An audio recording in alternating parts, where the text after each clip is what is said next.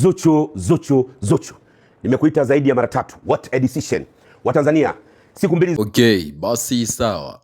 Bwana Mwijaku ameweza kuongea ukweli wote kuhusiana na maongezi ambayo amepata kwa dakika chache kuongea na mwanadada ambaye anafahamika kwa jina la Zuchu. Sasa Mwijaku ameongea mambo mengi sana kuhusiana na mwanadada kuitwa Zuchu.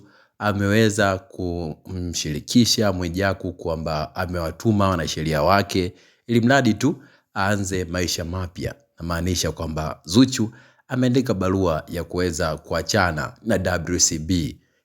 Ni Zuchu ameandika pia historia ya kuwa mwanamke wa kwanza kusainiwa na WCB, lakini pia sasa ameona ngoja afanye mambo yake, aanze maisha mapya. Sasa msikize Mwijaku maneno mengi ambayo ameongea, umuelewe kwa umakini, lakini pia usisahau kutusubscribe, lakini pia kutufollow. Bye bye. Zuchu. Nimekuita zaidi ya mara 3. What a decision. Watanzania, siku mbili zilizopita Zuchu kupitia mwanasheria yake ameiandikia kampuni ya WCB barua official kupitia mwanasheria wao kuwa yuko tayari kuachia madaraka. Lakini kampuni haiko tayari kurelease na kumpa barua ya majibu ya barua yake kutoka kwa mwanasheria wake. What a decision. What a decision.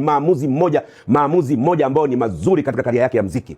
Hapa nimekuja kuomba Tanzania. Tunasubiri barua ya Zuchu kujibiwa na upande wa WCB. Barua ikijibiwa, tutaona demand watakazoziweka. Hapa naomba Watanzania tusimame na Zuchu. Sasa barua ikijibiwa, naomba Watanzania wote, mimi nitamwomba Zuchu aweke namba ya simu ambao tutatumia kufanya malipo ya gharama watakazomwambia katika kuvunja mkataba. Hapa tutasimama na Zuchu mwanzo mwisho, na mimi nitakuwa kinara. Niko tayari kuuza gorofa langu la bilioni 1.3 kuweka mchango baada ya wao kurelease barua na kuipokea, kuweka demand zao wanazozitaka.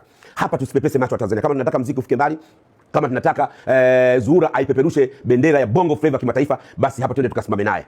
Tunasubiria, bado mwanasheria hajajibu lolote barua, lakini kaipokea mwanasheria wao barua kaipokea, lakini kujibu hajajibu. Na tayari sisi kama familia, upande wa Ukikeni, upande wa Zuchu, tunasubiri majibu. No more label, hatuhitaji label sasa hivi. Tunataka kusimama sisi kama sisi. Tumeshachoka na humiliation, tumeshachoka na mambo ya kitoto, tumeshachoka na ujinga katika business. Kwa hiyo mimi binafsi nasimama na Zuchu na tunasubiri. Naomba management, jibuni barua yake. Na kama hamtaki aondoke, jibuni barua hataki aondoke kwa sababu zipi? Na kama mnataka aondoke, jibuni barua demand zenu. Watanzania tuko tayari kumchangia Bi Zuhura. Hiyo ni exclusive. Hala.